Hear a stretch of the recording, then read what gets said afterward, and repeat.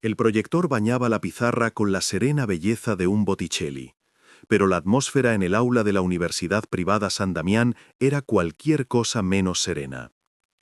Elena Vargas, con sus 29 años y una pasión por el Renacimiento que desbordaba sus gestos, se enfrentaba a un muro de indiferencia y cinismo. La humillación, hoy, llegó en la voz arrastrada de Hugo, el hijo de un influyente constructor. Repantigado en su asiento, se burló en voz alta de sus ideales de pueblo y de un análisis sobre la pureza del arte que, según él, era inútil en un mundo regido por el poder y el dinero. Las risas contenidas de sus compañeros fueron como pequeñas cuchillas. A Elena se le llenaron los ojos de lágrimas, un ardor que luchó por contener mientras su voz, apenas un temblor, intentaba sin éxito restaurar el orden en una sala que ya no le pertenecía. Pero lo que ocurrió en ese silencio cambiaría todo, y si te quedas hasta el final entenderás por qué. Suscríbete ahora y cuéntanos en los comentarios desde dónde nos estás viendo. Elena era una mujer anclada a una dignidad silenciosa, una fuerza que había cultivado en la soledad de su pequeño piso en Malasaña, entre libros de segunda mano y el aroma a café barato. Como profesora de Historia del Arte, su vocación era un acto de fe en un entorno que medía el valor en euros y apellidos. Cada mañana se vestía con una sencillez casi monacal, una armadura contra la opulencia hueca que la rodeaba. Su vulnerabilidad no residía en su falta de recursos, sino en su incapacidad para aceptar la injusticia como una norma. Vivía en un estado de alerta emocional constante, atrapada entre la necesidad de mantener su trabajo y el impulso irrefrenable de defender aquello en lo que creía, aunque nadie más pareciera escucharlo. El entorno sonoro de su vida era una sinfonía de contrastes asfixiantes. En la universidad, el eco de sus pasos resonaba en los pasillos de mármol frío, mezclándose con el murmullo de conversaciones sobre yates, fiestas en Ibiza y futuros ya escritos. El tintineo de las pulseras de oro de sus alumnas era un recordatorio constante de la distancia que la separaba de su mundo.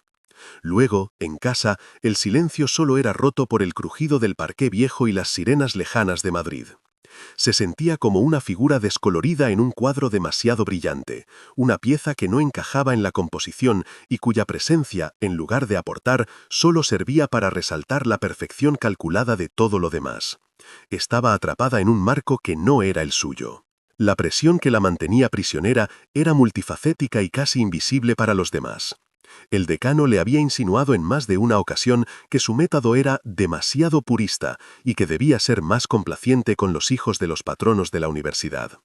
Además, una vieja deuda familiar, herencia de la enfermedad de su padre, pesaba sobre sus hombros como una losa, obligándola a aceptar condiciones que su orgullo le gritaba rechazar. Su sentido de la justicia chocaba frontalmente con la cruda realidad.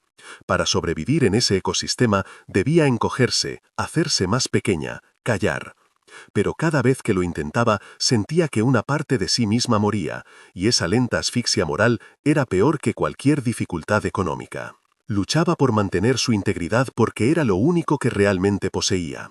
Su amor por el arte no era un mero interés académico, era el refugio que su padre, un carpintero de manos nobles, le había enseñado a construir. Él le había mostrado cómo la belleza podía encontrarse en la veta de la madera o en la luz que se filtraba por una ventana, un legado de sensibilidad que la hacía impermeable al cinismo. Esa herencia era su brújula moral, forjada en la pérdida y en la observación silenciosa de un mundo que a menudo premiaba la crueldad y castigaba la bondad. Por eso, la arrogancia de sus alumnos no solo la ofendía como profesional, sino que profanaba el recuerdo sagrado de quien le enseñó que el valor de una persona nunca se mide por lo que tiene. Desde hacía varias semanas había notado una presencia anómala en sus clases.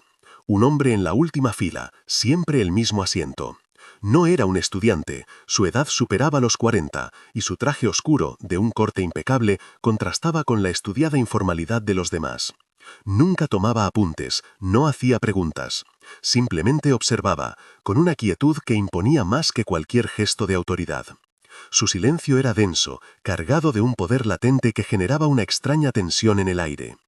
Elena evitaba su mirada, pero sentía el peso de sus ojos sobre ella, unos ojos que no juzgaban su conocimiento, sino que parecían escrutar algo mucho más profundo, algo que ni ella misma sabía que estaba exponiendo. Aquel día, tras la humillación, mientras recogía sus libros con manos temblorosas y el aula se vaciaba, sintió su mirada de nuevo. No había lástima en ella, tampoco curiosidad ociosa. Era una intensidad casi analítica, un reconocimiento frío que le erizó la piel. Era el tipo de mirada que precede a un veredicto, a una sentencia irrevocable. El aire se volvió pesado, cargado de una electricidad que anunciaba un cambio inminente, una disrupción violenta en el precario equilibrio de su existencia. Era la calma tensa que precede a la tormenta, y ella, sin saberlo, estaba justo en el centro, a punto de ser arrastrada por la fuerza de un huracán que llevaba un nombre que aún no conocía. El trayecto diario de Elena era un microcosmos de su existencia, un viaje forzado entre dos realidades que se repelían. Cada mañana, el autobús de la línea 27 la engullía en su aliento metálico y humano, un espacio donde los cuerpos se apretaban en una intimidad anónima y resignada. Aferrada a la barra fría, con la mirada perdida en las calles grises de un Madrid que despertaba con prisa, se refugiaba en los contornos de las obras de Fra Angélico que repasaba mentalmente. Era su ritual de supervivencia, construir una catedral de belleza en su interior para soportar el peso de un mundo exterior que solo le ofrecía empujones, olores a café recalentado y la sensación constante de ser una pieza más en un engranaje indiferente a su alma. La universidad era un templo de mármol y cristal, un monumento al poder económico que la empleaba pero nunca la acogería. Sus zapatos de suela gastada producían un eco modesto y casi culpable en los pasillos inmaculados, un sonido que contrastaba con el repiqueteo seguro de los tacones de sus alumnas y el murmullo de sus conversaciones sobre escapadas de fin de semana a Marbella. El aire olía a perfume caro y a una pulcritud tan aséptica que parecía diseñada para erradicar cualquier rastro de vida real, de esfuerzo o de necesidad. Para Elena, cruzar esas puertas cada día era como sumergirse en aguas heladas, un acto que requería contener la respiración para no ahogarse en la opulencia ajena. Su jefe, el decano, era un hombre de sonrisas calculadas y palabras que se deslizaban como seda envenenada. En sus reuniones nunca la amonestaba directamente, sino que le sugería adoptar un enfoque más pragmático. Le hablaba de la importancia de los patronos, de la sensibilidad de ciertos apellidos y de cómo sus ideales románticos sobre el arte podían resultar intimidantes para jóvenes cuyo futuro ya estaba trazado en los consejos de administración. Cada una de sus palabras era una pequeña humillación, un recordatorio de que su valía como educadora estaba supeditada a su capacidad para no incomodar al poder, para encoger su pasión hasta que cubiera en los estrechos márgenes de la conveniencia. La principal cadena que la ataba a ese lugar era una deuda silenciosa y tenaz, la herencia de los últimos años de vida de su padre.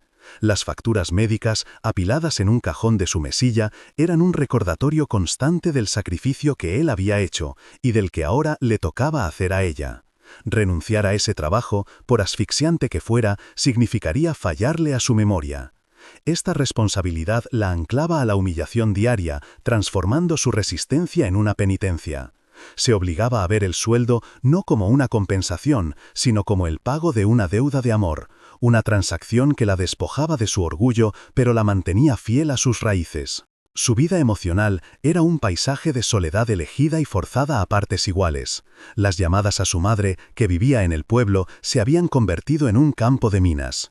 Su madre no entendía por qué se aferraba a un trabajo que la hacía infeliz, por qué no buscaba algo más seguro o por qué no había encontrado un buen hombre que la cuidara.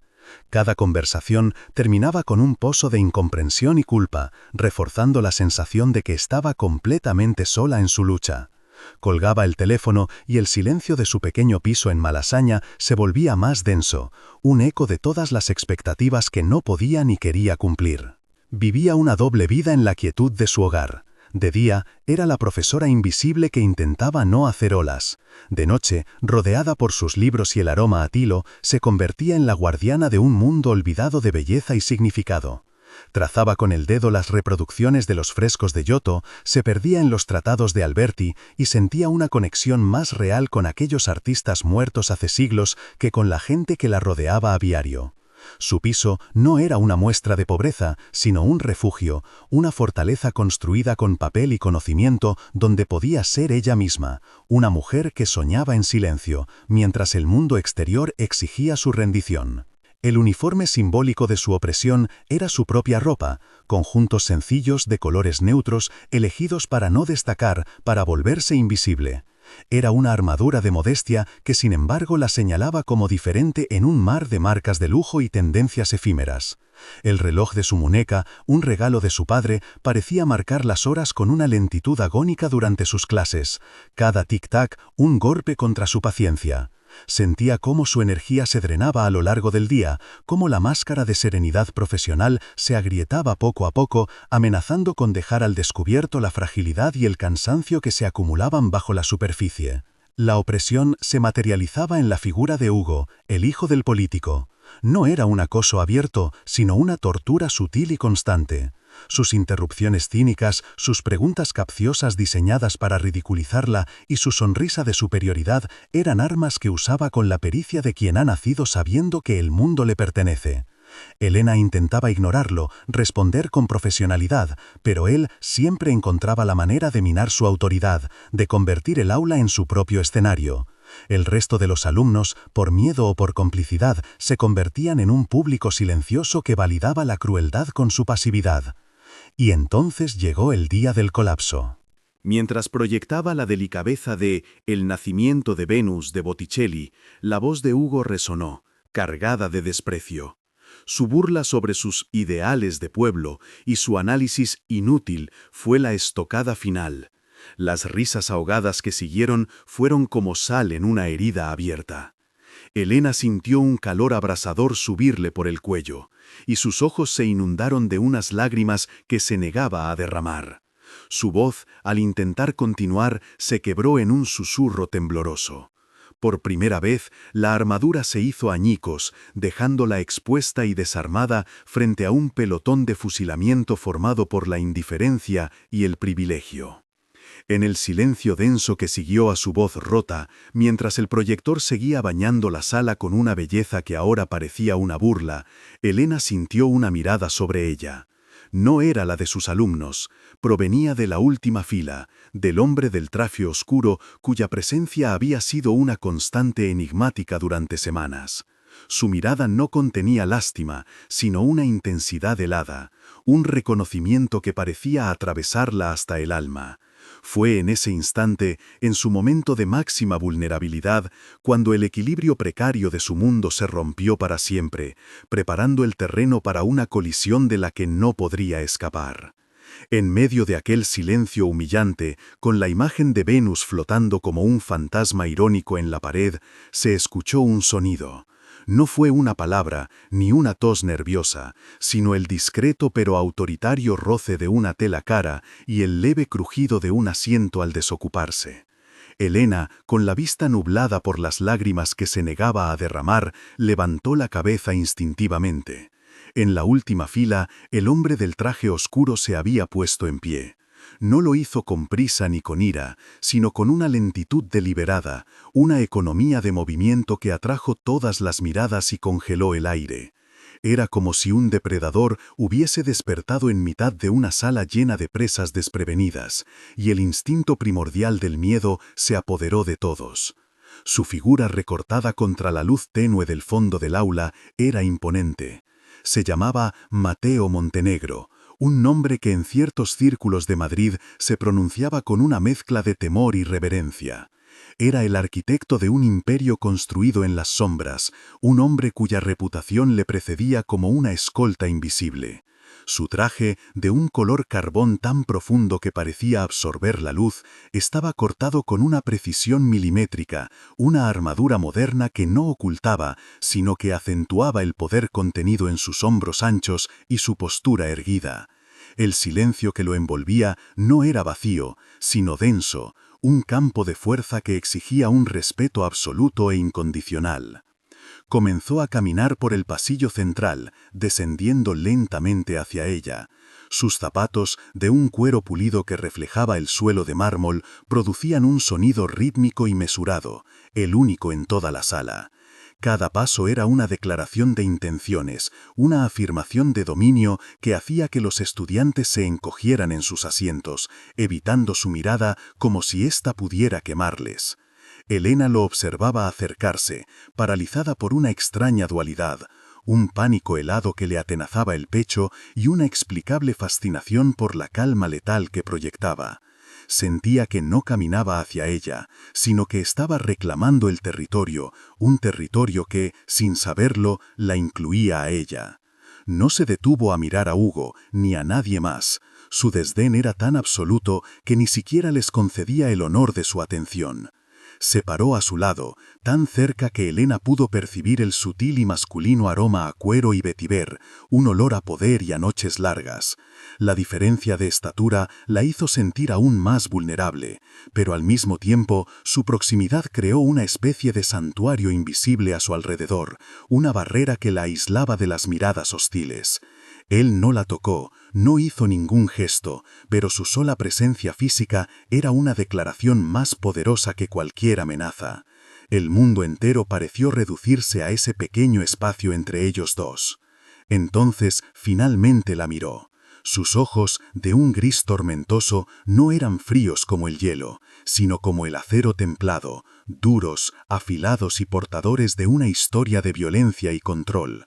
Pero tras esa fachada impenetrable, Elena vislumbró algo más, un destello fugaz y casi imperceptible de reconocimiento. No era lástima, era algo más profundo, como si en su dignidad rota y su silenciosa resistencia, él viera el reflejo de un honor que él mismo había perdido o sacrificado hacía mucho tiempo.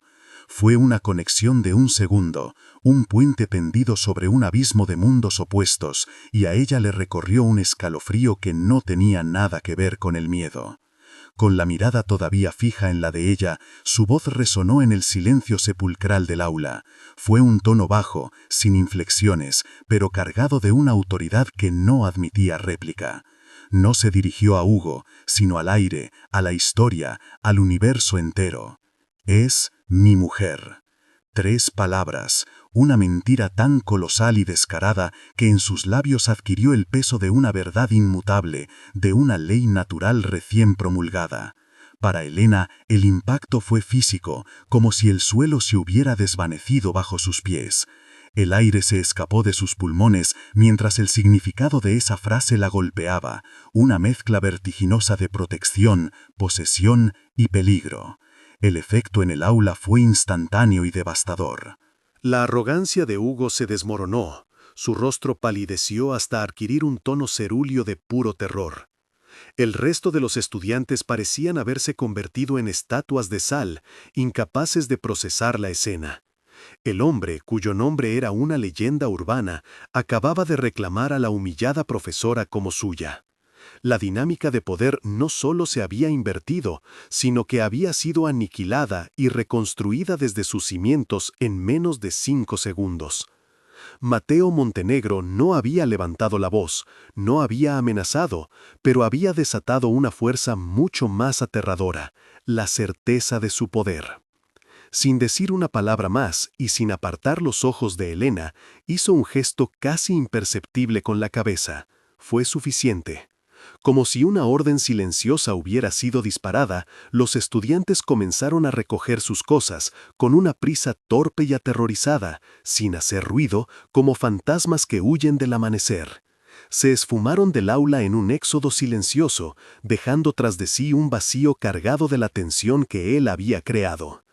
En menos de un minuto, la sala, antes un escenario de su humillación, se convirtió en un espacio íntimo y desolado que solo les pertenecía a ellos dos. Se quedaron solos, envueltos por el silencio y la luz del proyector que seguía mostrando la serena belleza de Venus. Mateo la observó un instante más, y en su mirada ya no había reconocimiento, sino una insondable oscuridad, como si lamentara el paso que acababa de dar. Luego, sin una despedida, se dio la vuelta y se marchó con la misma calma deliberada con la que había llegado. Dejó a Elena de pie, temblando, en medio de un aula vacía que ahora se sentía tan vasta como un desierto. La mentira que él había pronunciado se había convertido en su escudo, y, lo sabía con una certeza aterradora, en su jaula. El eco de su presencia permaneció mucho después de que el sonido de sus pasos se desvaneciera en el pasillo. Flotaba en el aire el aroma de su colonia, la vibración de su voz y el peso de su mirada. Elena se llevó una mano al pecho, sintiendo los latidos desbocados de su corazón. No sabía quién era aquel hombre, ni por qué la había defendido de esa manera tan extraña y posesiva, pero entendió que desde ese preciso instante, su vida, esa pequeña y ordenada existencia que tanto se había esforzado por proteger, ya no le pertenecía por completo. Había sido marcada por la oscuridad, y algo le decía que la oscuridad volvería a por ella. Los días que siguieron a aquel incidente transcurrieron en una atmósfera irreal, como si el mundo hubiera sido envuelto en un velo de silencio y cautela. En la universidad el cambio era palpable. Hugo no volvió a aparecer, y sus compañeros, que antes la ignoraban o la trataban con condescendencia, ahora evitaban su mirada, moviéndose a su alrededor con una deferencia temerosa. Elena sentía el peso de una reputación que no era suya, una marca invisible que la señalaba como propiedad de un poder que no comprendía. Caminaba por los mismos pasillos de mármol, pero ya no se sentía invisible, sino peligrosamente expuesta, como una pieza de arte frágil colocada en mitad de un campo de batalla. La protección que él le había ofrecido era una jaula de cristal. Una tarde, buscando refugio en la familiaridad de una pequeña librería café cerca de su casa, lo vio de nuevo. Estaba sentado en una mesa del rincón, de espaldas a la entrada, con un periódico desplegado ante él que parecía más un escudo que un medio de información. No la miró cuando entró, pero ella sintió su presencia como una alteración en el campo magnético de la sala. Pidió su café con una voz que apenas reconoció como suya y se sentó lo más lejos posible, intentando concentrarse en un libro. Sin embargo, era inútil. Sabía que él era consciente de cada uno de sus movimientos, y esa certeza era a la vez aterradora y extrañamente reconfortante, una vigilancia que la despojaba de su soledad. Elena se debatía en un torbellino de emociones contradictorias.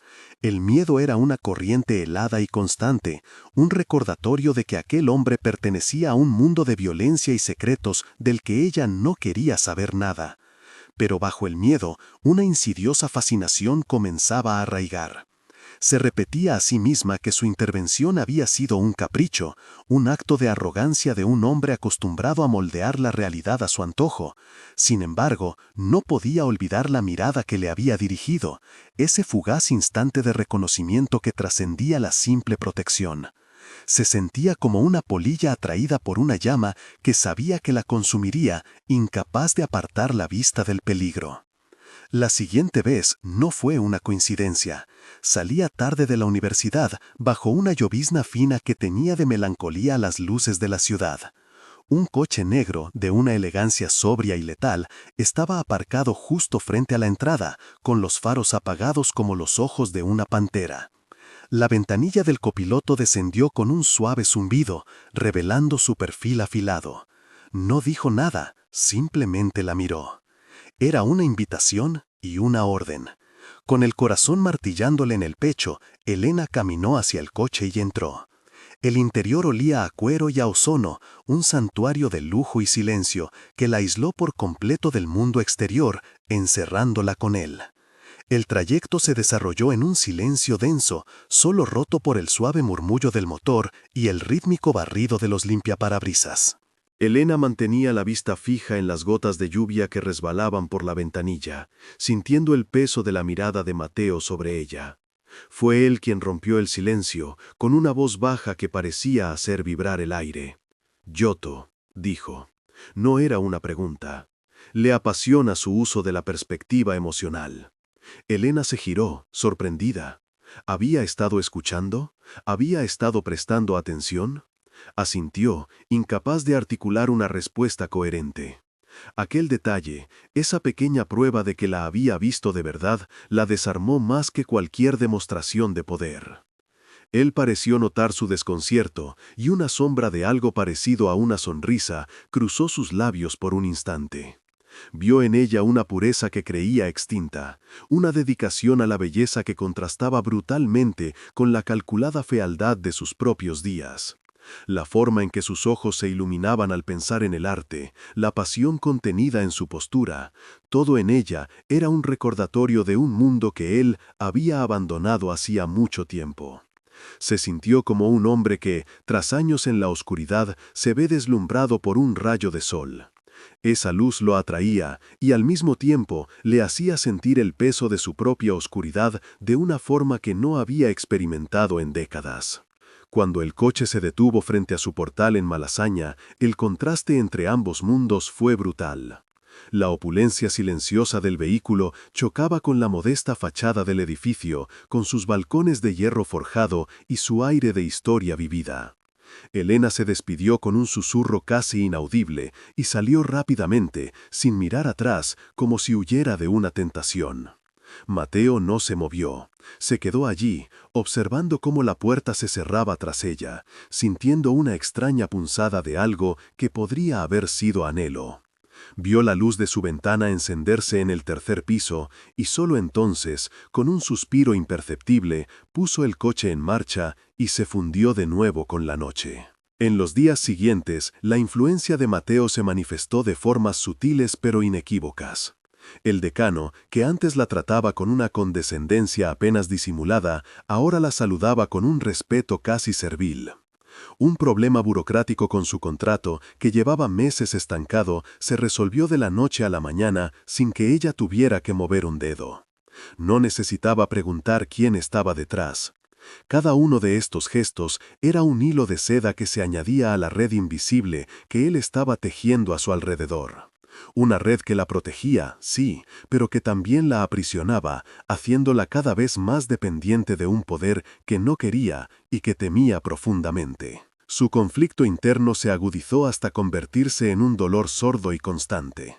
Una parte de ella anhelaba la normalidad, la lucha anónima de su vida anterior, libre de la sombra de Mateo Montenegro. Quería enfrentarse a él, exigirle que la dejara en paz, que deshiciera el nudo que había atado a sus destinos. Pero otra parte, una voz más silenciosa y profunda, reconocía que la seguridad que él le proporcionaba era adictiva. Por primera vez en mucho tiempo, no sentía el peso aplastante de la precariedad. Esta dualidad la avergonzaba y la confundía, haciéndole cuestionar la solidez de su propia brújula moral que ahora parecía girar sin control. La invitación llegó en un sobre color crema, sin remitente, entregado en mano en el mostrador de la universidad.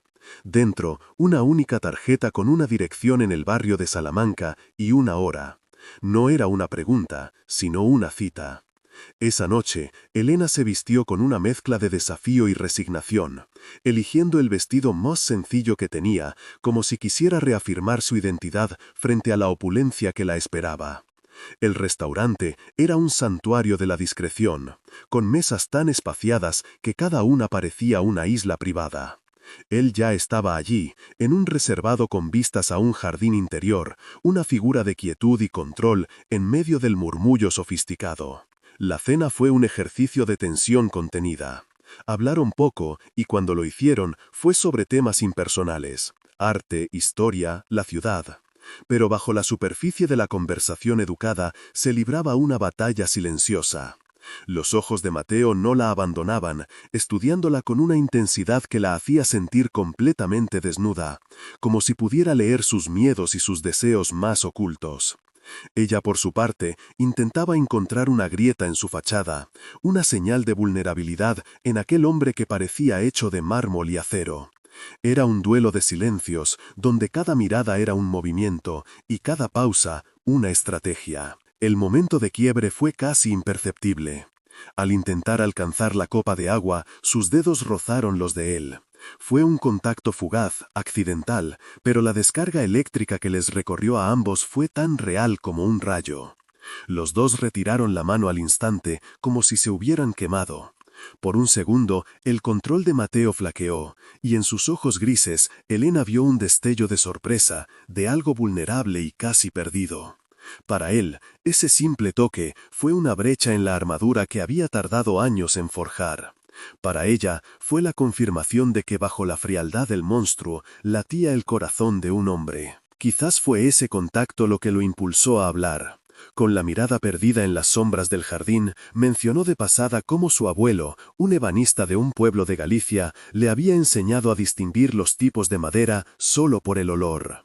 No era una confesión, ni una historia triste, solo un fragmento de un pasado que no encajaba con el hombre que tenía delante. Fue un regalo inesperado, una pequeña pieza de su humanidad que le ofreció sin saber muy bien por qué. Elena escuchó en silencio, sintiendo cómo la imagen del temido jefe de la mafia se resquebrajaba, dejando entrever los contornos de un niño que una vez amó el olor de la madera recién cortada. La revelación la transformó. El miedo no desapareció, pero se mezcló con una incipiente empatía. Empezó a verlo no como un ente de poder absoluto, sino como un hombre marcado por su historia, un producto de decisiones que ella ni siquiera podía imaginar. La oscuridad que lo rodeaba ya no le parecía solo una amenaza, sino también una prisión. Se preguntó qué clase de dolor podría obligar a un hombre a construir unos muros tan altos a su alrededor. Por primera vez, no solo sentía fascinación por el misterio, sino una extraña y peligrosa necesidad de comprender al hombre que se escondía detrás de él. Al salir del restaurante, él le propuso caminar. Las calles del barrio de Salamanca estaban tranquilas, bañadas por la luz ambarina de las farolas. Caminaban uno al lado del otro, sin tocarse, pero la conciencia de su proximidad era tan intensa que resultaba casi física. El aire entre ellos vibraba con todo lo que no se decía. Elena se sentía extrañamente segura a su lado, como si la oscuridad de él repeliera cualquier otra amenaza del mundo. Sin embargo, también era consciente de que el mayor peligro de todos caminaba justo a su lado, y que se estaba acercando a él voluntariamente, paso a paso. Fue entonces cuando ocurrió. Un coche de alta gama, con las lunas tintadas, redujo la velocidad a su altura, deslizándose a su lado como un tiburón. La ventanilla trasera bajó y un hombre de rostro afilado y ojos vacíos los miró fijamente. No dijo nada. Su mirada se cruzó con la de Mateo en un desafío gélido, un intercambio de odio y poder que duró apenas unos segundos. En un movimiento fluido y casi imperceptible, Mateo se interpuso ligeramente entre Elena y el coche, un escudo humano cuyo cuerpo se tensó como el acero. El aire se volvió cortante, cargado de una violencia inminente. El coche aceleró y desapareció en la oscuridad, dejando tras de sí un silencio preñado de muerte.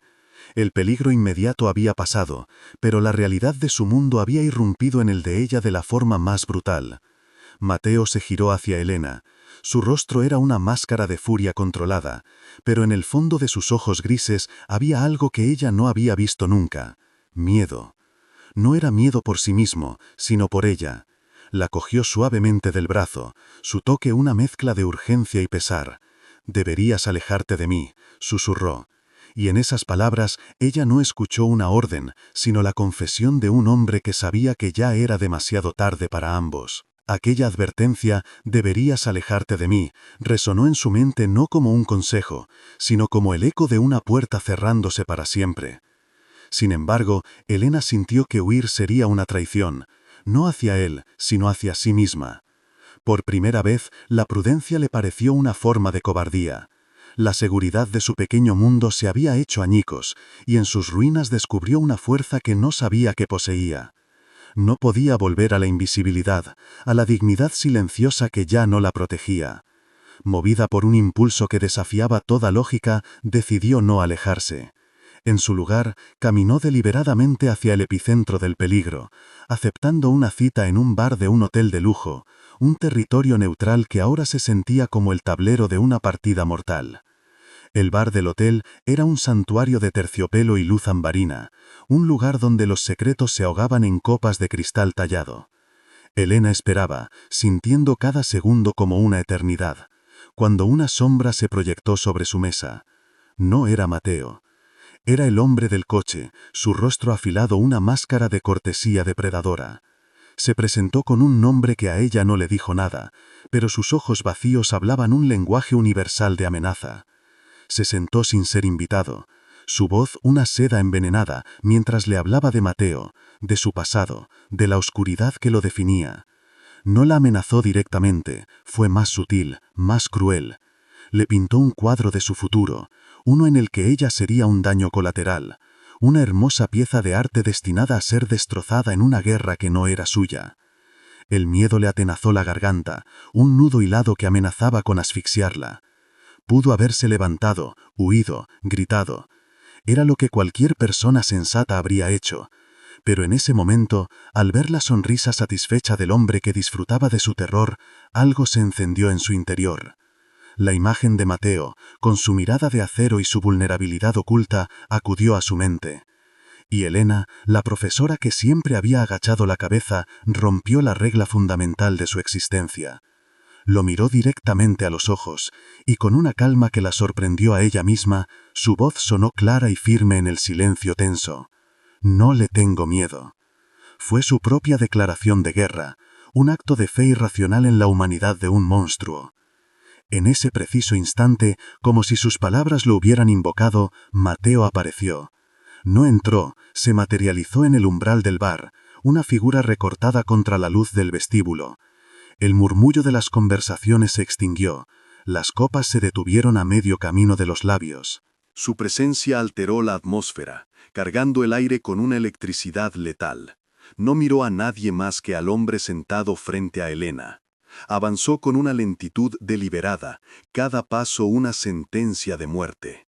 El depredador que había estado acosando a Elena se convirtió de repente en la presa, su falsa confianza evaporándose bajo el peso de una mirada que prometía un final violento y absoluto. La tensión entre los dos hombres era una cosa física, una onda de presión que deformaba la realidad a su alrededor.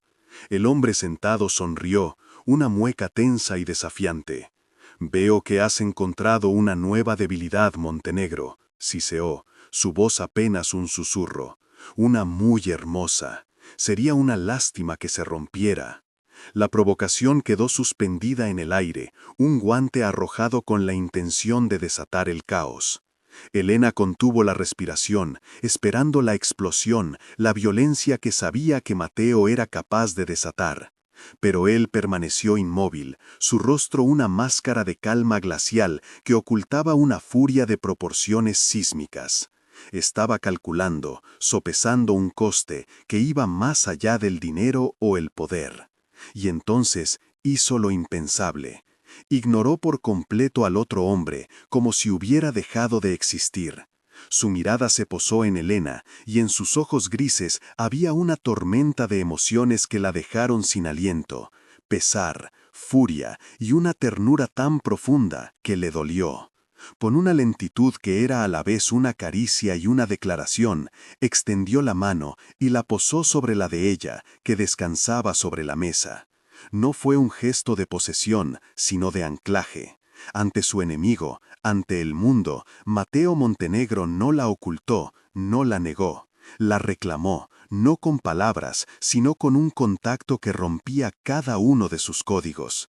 Estaba exponiendo su única vulnerabilidad, convirtiéndola en su estandarte.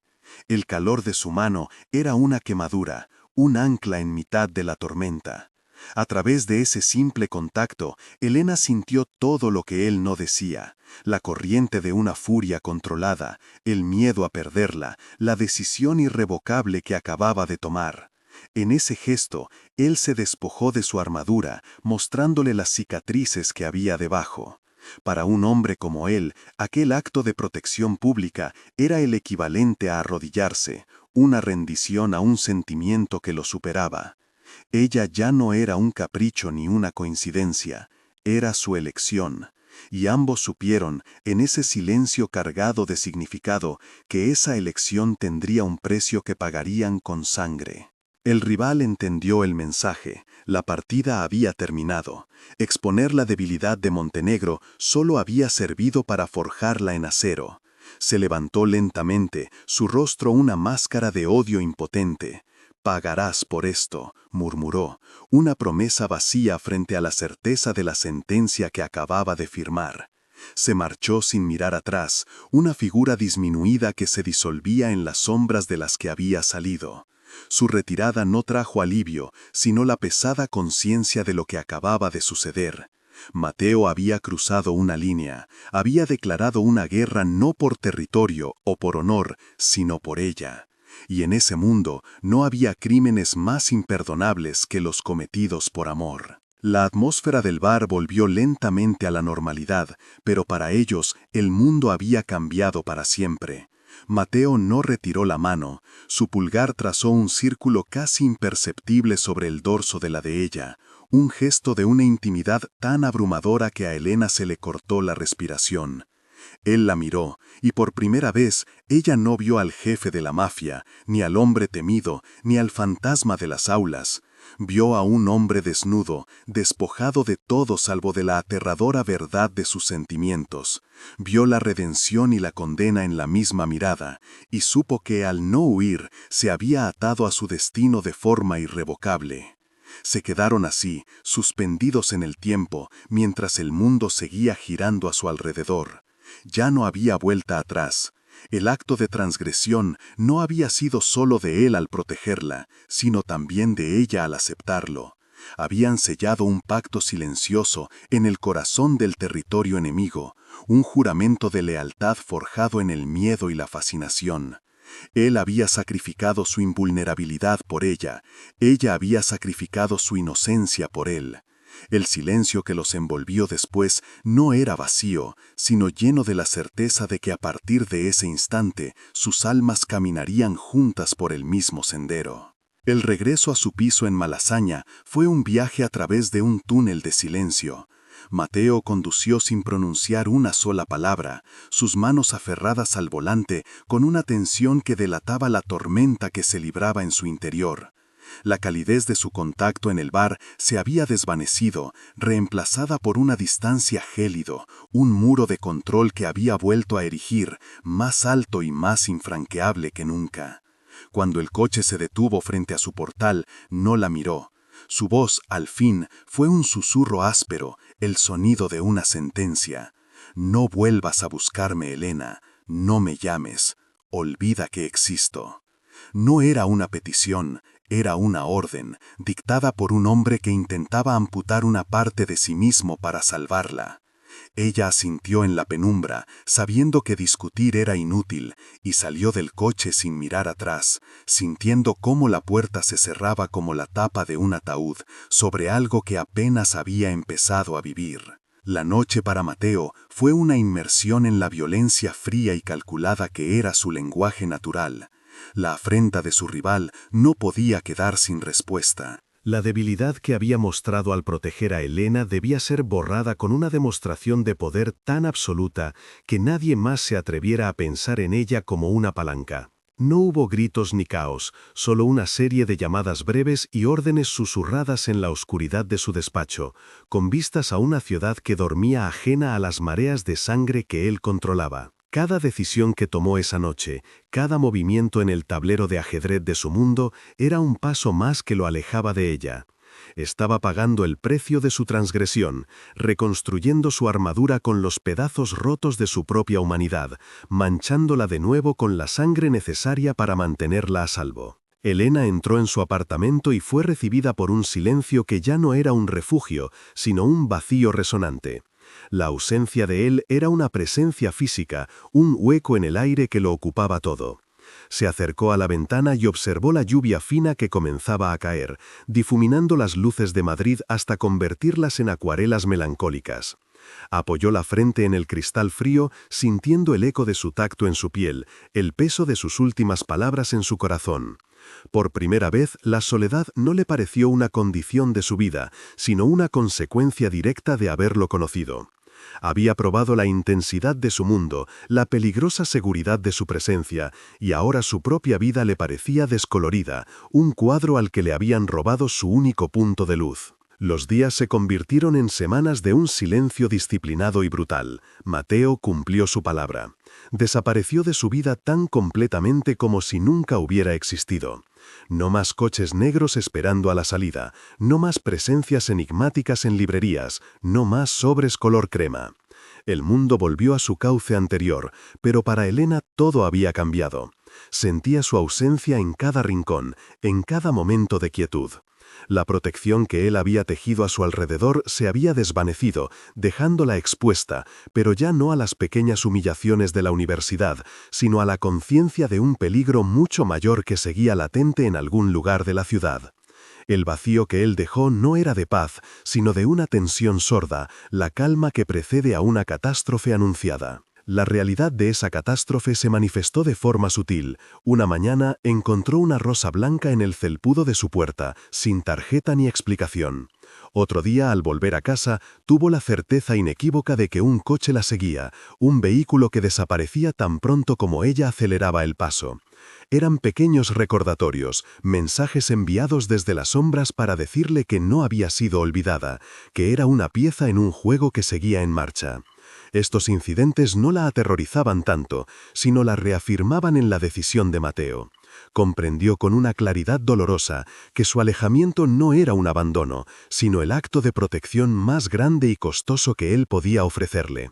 Estaba manteniéndola viva a costa de su propia conexión. En esa soledad forzada, Elena comenzó a cambiar. El dolor de su ausencia se fue transformando lentamente en una lucidez afilada. Ya no era la mujer ingenua que creía en la pureza absoluta del arte y la bondad. Había visto la oscuridad y había reconocido la humanidad que se escondía en ella. Su compasión se había vuelto más compleja, su juicio menos severo. Miraba las obras de Caravaggio con sus violentos contrastes de luz y sombra y ya no veía solo una técnica magistral, sino el reflejo del alma humana, la lucha eterna entre la redención y la caída. Se dio cuenta de que su propia vida se había convertido en uno de esos cuadros y que Mateo era su tenebrismo, la oscuridad que daba un significado trágico y profundo a su propia luz. Mientras tanto, Mateo se había recluido en la cima de su imperio, un rascacielos de cristal y acero que era a la vez su trono y su celda. Pasaba las noches en su despacho, rodeado de un lujo que no le ofrecía consuelo. A veces, en la quietud de la madrugada, se quedaba mirando una pequeña acuarela que había comprado en una subasta anónima. Representaba una calle de Malasaña bajo la lluvia. La había adquirido semanas atrás, en un impulso que no se había permitido analizar. Ahora, esa simple imagen era una tortura, un recordatorio constante de la única cosa en el mundo que había querido proteger y que se había visto abandonar. Se hundía de nuevo en su oscuridad, luchando contra un sentimiento que se negaba a morir. El tiempo pasaba, marcado por el tic-tac implacable del reloj de pared de su abuelo en el despacho de Mateo y por el lento pasar de las páginas de los libros de Elena. El otoño tiñó de ocre los árboles de Madrid y la vida de ambos continuó en trayectorias paralelas que ya nunca volverían a cruzarse. Ella impartía sus clases con una nueva autoridad, una serenidad melancólica que sus alumnos ahora respetaban sin entender. Él seguía moviendo los hilos de la ciudad desde las sombras, su reputación de hombre implacable más sólida que nunca. Ambos representaban sus papeles a la perfección, dos actores en escenarios distintos, unidos solo por el recuerdo de un contacto y el peso de las palabras que nunca se dijeron. Una tarde, al llegar a su piso, encontró un paquete envuelto en papel de estraza frente a su puerta. No había remitente. Dentro, un libro de edición antigua y casi imposible de encontrar sobre los frescos perdidos de Piero de la Francesca, un tema que había mencionado de pasada durante su única cena. No había ninguna nota, ningún indicio de su procedencia, pero no lo necesitaba. Era un mensaje a través del abismo, un susurro en la distancia que decía: «Te veo, te recuerdo, no te he olvidado». Era un gesto de una delicadeza tan dolorosa que a Elena se le llenaron los ojos de lágrimas. Era la prueba de que el vínculo, aunque invisible y prohibido, permanecía intacto. Sostuvo el libro contra su pecho, sintiendo el peso de su historia y de la suya propia. El silencio en su apartamento ya no era un vacío, sino un espacio lleno de ecos. El eco de su voz, de su mirada, de la guerra que había desatado por ella y de la paz que le había negado para protegerla. Se dio cuenta de que algunas conexiones no necesitan presencia para existir, se nutren de la ausencia, se fortalecen en el silencio. Se quedó allí, de pie, en medio de su salón, mientras la tarde moría tras la ventana, consciente de que, aunque estuvieran separados por un mundo de violencia y deber, sus almas seguían atrapadas en la resonancia de un toque que lo había cambiado todo. Pasó un año, un ciclo completo de estaciones que había transformado el paisaje de Madrid y con él el de su propia alma. Elena ya no era la misma. La crisálida de su vulnerabilidad se había roto, dando paso a una mujer cuya serenidad ya no era una defensa, sino una fortaleza. Su trabajo sobre la influencia de la luz en el primer Renacimiento le había ganado el respeto de la comunidad académica, y esa noche la habían invitado a la inauguración de una nueva ala en el Museo del Prado. Caminaba entre las obras maestras de Velázquez y Goya, con un vestido de un azul profundo como el cielo nocturno, sintiéndose, por primera vez, parte de la belleza que la rodeaba, y no una simple observadora ajena a ella. Fue entonces en la Sala de las Musas, bajo la mirada de mármol de Clio y Polimnia, cuando lo vio. Estaba al otro lado de la inmensa estancia, de espaldas a un tapiz flamenco, conversando con un hombre que parecía un ministro, Mateo Montenegro. El nombre resonó en su mente como una campana de iglesia, un sonido a la vez sagrado y fúnebre. No había cambiado, seguía siendo una escultura de poder y control, su traje oscuro una mancha de noche en un mar de formalidad. El murmullo de la multitud se desvaneció, el tintineo de las copas enmudeció. Para Elena, el mundo entero se contrajo hasta quedar reducido al espacio que lo separaba, un abismo de mármol pulido y silencios compartidos. Como si sintiera el peso de su mirada a través de la distancia, él levantó la vista. Sus ojos grises se encontraron con los de ella, y en ese instante el tiempo se detuvo. No hubo sorpresa, ni anhelo, ni pasión en ese cruce de miradas. Fue algo mucho más profundo, un reconocimiento silencioso que trascendía las palabras. En los ojos de él, Elena vio el epílogo de su tormenta, una aceptación melancólica, el respeto por la mujer en la que se había convertido y el dolor sordo de un sacrificio que seguía pesando. En los de ella, él vio la respuesta que quizás había estado esperando. No había rencor, solo una comprensión diáfana, la gratitud por una lección aprendida en el lenguaje de la oscuridad. Él le dedicó una inclinación de cabeza casi imperceptible, un gesto tan sutil que nadie más en la sala pudo haberlo notado. No fue una despedida, sino una bendición, un punto final a su historia conjunta, una liberación. Con ese simple movimiento le estaba devolviendo su vida por completo, confirmando que su protección ya no era necesaria, porque ella había encontrado su propia luz, una que ninguna sombra podría volver a extinguir. Luego, con la misma calma con la que había entrado en su vida, se dio la vuelta y se fundió de nuevo entre los poderosos, desapareciendo como un fantasma que por fin ha encontrado la paz. Elena se quedó inmóvil, sintiendo cómo el aire volvía a sus pulmones. No sintió el desgarro de la pérdida, sino una extraña y serena plenitud. La guerra había terminado. Se giró y se encontró frente a las meninas, observando el complejo juego de miradas, la realidad reflejada en el espejo del fondo. Comprendió que algunas personas entran en nuestras vidas no para quedarse, sino para actuar como ese espejo, para mostrarnos quiénes somos en realidad y de qué estamos hechos. Mateo había sido su obscuridad necesaria, el contraste violento que le había permitido descubrir la verdadera intensidad de su propia luz. Y en esa revelación encontró su libertad definitiva. Se acercó al cuadro, perdida en su belleza, y una sonrisa melancólica se dibujó en sus labios. Sabía que nunca volvería a verlo, pero también sabía que su presencia la acompañaría siempre, no como un recuerdo doloroso, sino como la prueba de que incluso en el corazón más sombrío puede nacer un acto de amor puro. Su historia demuestra que hay lazos que desafían toda explicación, y si te ha conmovido, demuéstralo dándole a me gusta, compartiéndolo con alguien que entienda estas complejidades y cuéntanos en los comentarios qué crees que significa la verdadera redención. Suscríbete para no perderte más historias que se atreven a explorar el alma humana.